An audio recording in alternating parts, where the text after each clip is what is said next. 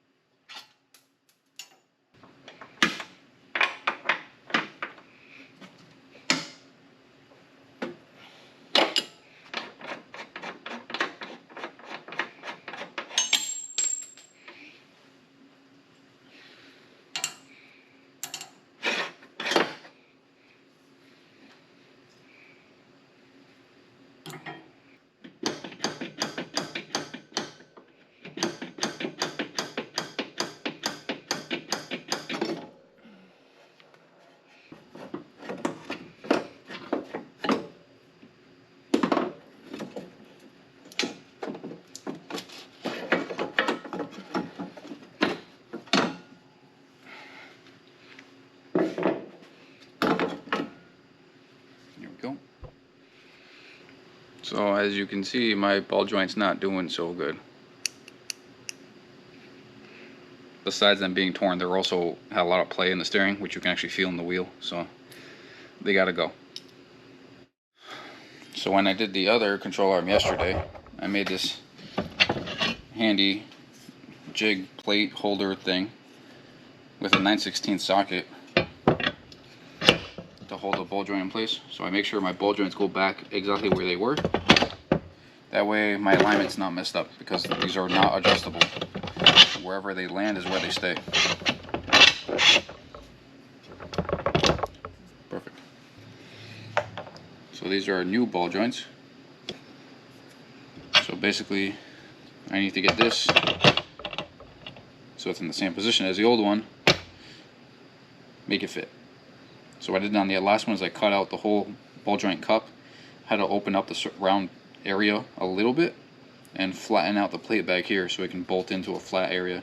That way it puts it approximately the same depth as it was before. Might not be perfect, but it's as close as I can get it. So yeah, start chopping shit up. Luckily they are symmetrical right to left. It's the same control arm, so they line up perfectly. And I'm going to have to shave a little bit off these ball joints, the casting, just so that it fits into this curved pocket. But that's all that needs to be modified. It's just a little shave on the sides. This guy needs a whole lot of cutting.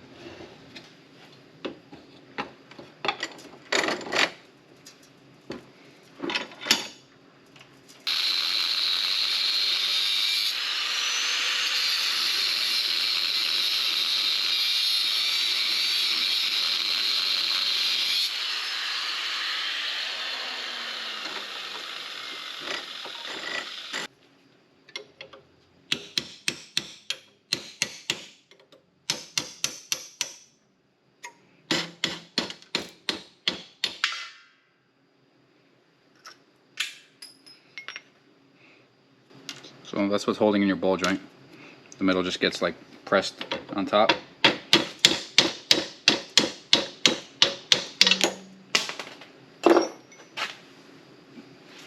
There you go. That's what's in there. And it's obviously not serviceable. There's no grease fittings, there's no threaded fittings. It's just once this goes bad and the bushing wears out, it's done. Now if only there was a way to repack this and cap the top, but I don't know how to do that, so I got a welder.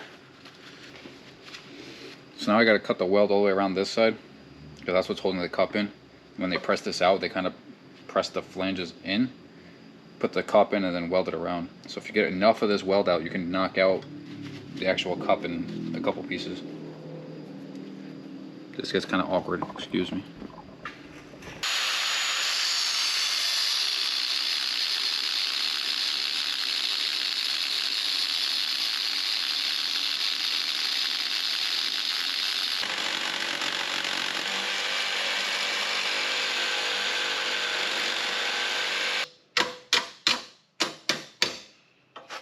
Throw away over here either. There we go.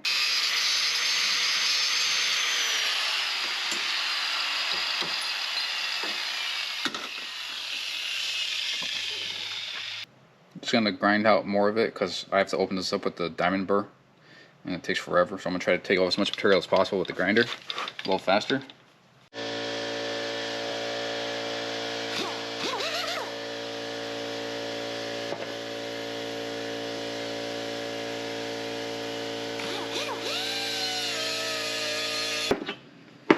So I just marked as center as I could, but I gotta, like, you know, I try to keep it center. Cut there and fold this part down so that the ball joint can sit flat in this pocket, and then whatever. That's why I said I have to shave a little bit of here on the ball joint so that it fits in this groove pocket. It just barely needs a little bit of space to fit nice and snug. But I'm gonna cut these, heat it up, and hammer it flat so I can try not to distort everything else.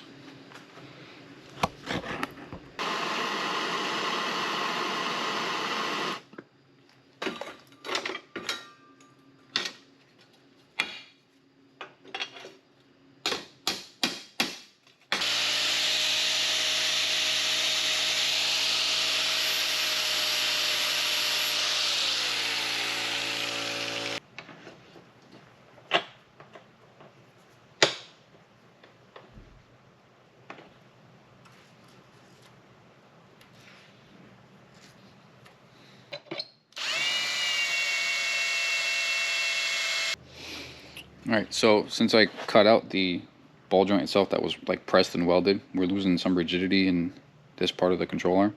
So what I did on the other side, I'm going to do again, is cut a pipe 1 3/4, or I think I have 2 inch, and then I'm going to shrink it. Weld it to the top side of this to add some rigidity to this lip, even though it's not doing anything at this point because the ball joint is bolted in. It makes me feel better to not let this portion of this be just flat. There's no strength in a flat piece of steel like that, right? Like, that's why it's stamped. So if I add the pipe on top, about 1/2 inch tall, just gives it kind of a gusset just to keep that from flexing. And I'm going to weld these closed also, so should be fine. If it seems to be bending, I can add gussets, or at that point I'll probably just redo this whole thing, but I think we'll be good.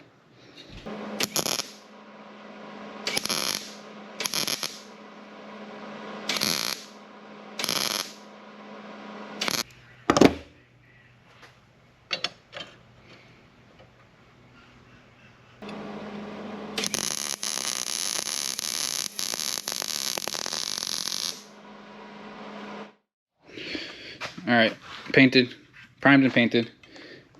Paint's not really dry, so it's a little sticky still, but I'm impatient, so I'm going to carefully put it back in. That's the plan, at least. Stay. And the last modification I had to do is take the diamond bit, carbide bit, whatever, and make this little land slightly larger. As you can't really see it on there. It looks like the pinch bolt they used to use on these is smaller diameter than the one I have, so I have to just widen it up a hair so the pinch bolt can slide through the knuckle, as I discovered on the other side. And it's so stiff when it's new that it doesn't turn, so you don't really have to worry about alignment as long as it's in the back, because it's got to fit into the knuckle. like that. Anywho, start assembly. Start with the control arm. I'm not even sure if I can get the coil in, but let's find out. This side has a little bit more space to work with than the other side. The other one, the radiator shroud comes further out. This bolt barely touches it. Oh man, I missed more shit with the, whatever. You're not gonna see that. Can we do it?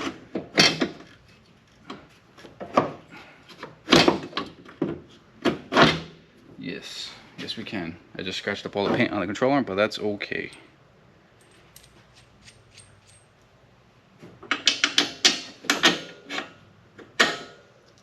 I guess if you want to be more careful, you can tape it up. I don't know. Put them in at the same time. Oh well. Tighten up the lower bolt on the coil. What's it called? Coilover.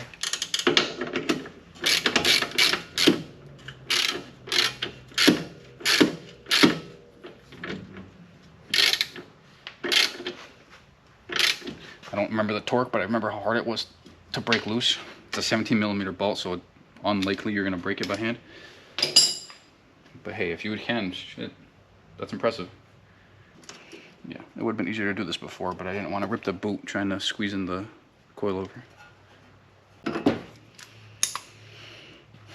Okay, ball joint secured. That was extremely awkward to do in there. I guess the better way is to do it outside of the car and then put the coil over with the control arm at the same time, because that kind of sucked. Might that be it?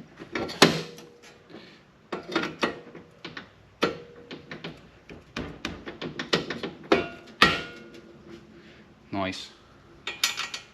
Let's see if that notch I made is good enough. Oh, perfect. It got real snug, but it went. The first side I did would not go. Definitely need that little bit of a clearance. Nice. Oh, that's my caliper, but now there's no play anymore. I probably should have showed you the play before, but it was pretty obvious. It sounded like this, but it wasn't the caliper, it was my ball joint, and you can see it moving independently, so that wasn't good. I didn't completely ruin the paint either. Top hat's in, lower ball's tightened, ball joint's tightened, pinch ball's tightened, 17 mils tightened. We're all set. Like I said, same procedure on the other side. It's just this long bolt is harder to get out, but it does clear with the splash out of the way. Right. I gotta put that back, and then we're done. I'll let you know if my wheels stay on.